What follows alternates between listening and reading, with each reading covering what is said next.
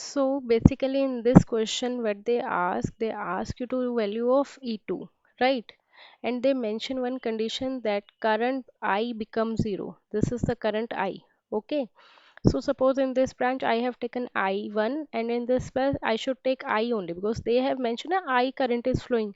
So I have also taken I current is flowing, and they mention I3 is flowing. Okay.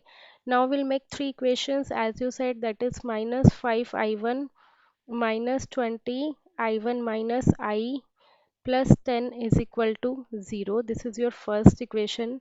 Second equation is minus 4 I minus 6 I minus I3 minus 20 I minus I1 is equal to 0. This is your second equation. Third equation is minus 3 I3 minus E2. We'll write down E2 as it is. Then minus 6 I3 minus I is equal to 0. Correct? So now we'll put I would be equal to 0. Okay, wherever I is there, we just put I is equal to 0. If we'll put I is equal to 0, then how many variables are left?